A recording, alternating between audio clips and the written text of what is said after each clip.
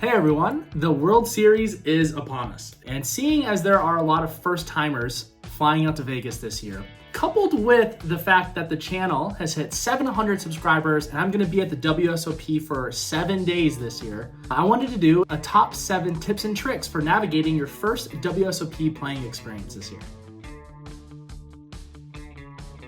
The first one's pretty simple. You need to decide now, before you go, before you book anything, is this a vacation, or are you going to the WSOP to work? Are you here to play poker and make money? Are you flying into Vegas to go to the bar, go to a club, hit up a pool party? And that's totally fine. If that's what you're here to do, that's awesome. Lean into it. Have a good time. If poker is just like a little mix on the side, whatever. Don't worry about that. I'm not shaming you for doing that. That's phenomenal. But if you're here to work, you need to limit that partying time. Good diet mixed with proper sleeping habits is going to give you a good mental edge when you're sitting at the film. Figure out now, are you here to party a little and have some fun? That's awesome. Or are you here to sit down and work? Because it's gonna completely change what kind of trip to Vegas you're gonna be having. The next tip is, let's make sure we have a really well thought out schedule. Knowing in advance if you're going to be a weekend warrior, you're gonna stay for a week, maybe like myself, you're gonna be there for the entire summer, you're a super pro. We need to know what you're looking at for a playing schedule. What is the main event you wanna hit for that day? What is your backup event? Do you have a backup event? Do you have an event for 10 a.m., 3 p.m., 8 p.m.? We wanna know when's the start time for a tournament? When is the close of late registration? And we also wanna know how many days the tournament's gonna be running.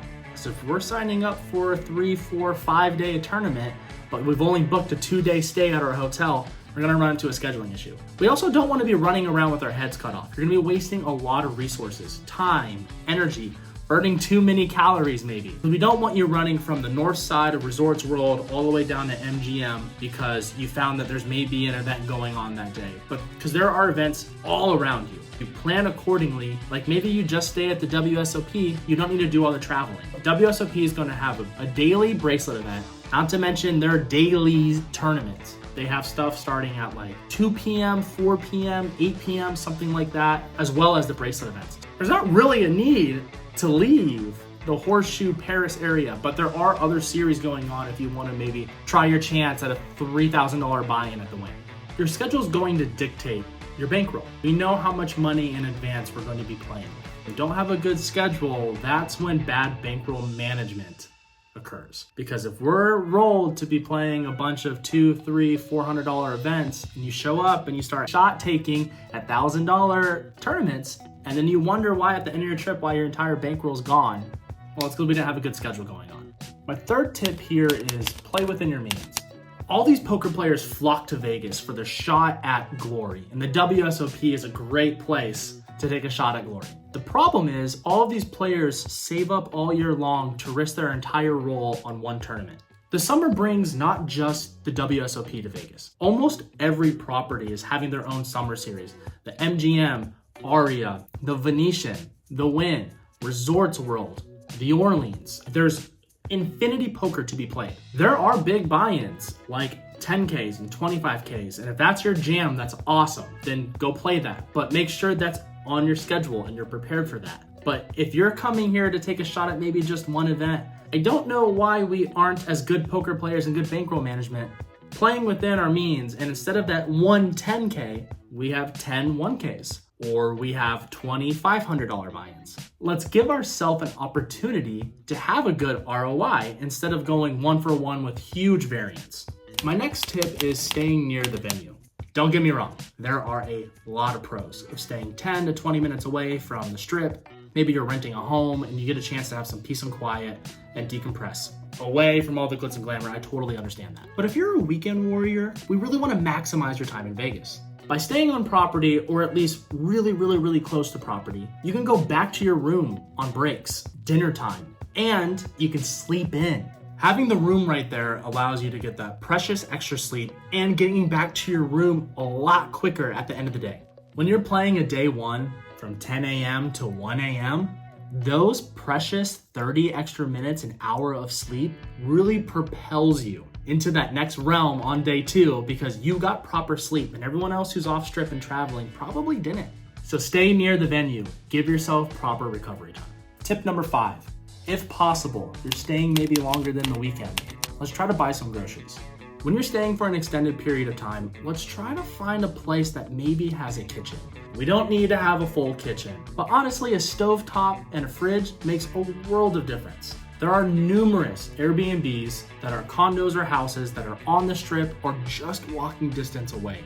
Most of them have full kitchens. Having a kitchen allows you to buy groceries. Buying groceries allows you to spend less on food, and while you're buying groceries, you also can eat healthier. Being able to plan out your meals helps you avoid that late night fast food run. That's gonna leave you a lot more refreshed in the morning instead of that groggy feeling from McDonald's you got at 3 a.m., right? McDonald's may be delicious. Hey, look, I hear you, but it's gonna be worth your while to grocery shop. Look, it's not just the poker vloggers who think they're cool that are bringing a backpack. Tip number 6, bring a backpack. You might be used to your local casino's turbo daily tournaments that run 4, 5, maybe 6 hours. But in these large field WSOP events that you're about to be attending, you might be looking at playing for 15 hours. If you bring a backpack, you could bring the essentials, snacks, water, your phone charger, things you need and that you don't feel discombobulated when you're on break and you're rushing to maybe go spend $20 on a hot dog. And if you have a backpack and you're not already wearing one, you gotta bring a sweatshirt. Put it in the bag. Those rooms are freezing. Finally, and I think most importantly, have fun. Look, here's the deal. Poker's stressful. You know that, I know that. Everyone who's ever seen poker understands that. Not to mention the travel stress you might be feeling getting to Vegas. But the WSOP brings the poker community from all over the globe together. This is a rare time you get to play on these big stages. I have news crews, big lights, camera crews running around everywhere. So stop. Smell the roses. Try to see the forest through the trees. Drink it in. Really enjoy the moment. This is amazing. You get to experience this huge venue and there's tens of thousands of players there. I strongly urge you to take a beat, look around and go, wow, I'm playing at the World Series of Poker. Like I mentioned before, and I'm sure you know, Vegas is a blast. Having someone there to share in these memories can mean a lot. Traveling with a buddy not only allows you to cut all of your expenses in half, but you have someone there to kind of talk shop with, or if they're not a poker player, at least someone to go to the stores with, grab some dinner with. But before you bring that friend, that spouse, that family member, that sibling on this trip with you, make sure they know you're gonna be playing poker for maybe 10 hours a day. If you're gonna make a deep run at a WSOP event, maybe a day 2, 3, 4, and you're gonna win a bracelet, and you got that $1 million in your pocket, it's nice to kick by the pool and have a pina colada with one of your buddies. And there you go, we did it. Poker Esquire's top 7 tips and tricks navigating your first WSOP. I hope to see you guys there. Please be safe, enjoy the moment, have fun drinking in. Maybe you never get to come back. You really never know. Have fun. I will see everyone there, and I hope to see everyone at a final table. Have a great rest of your day.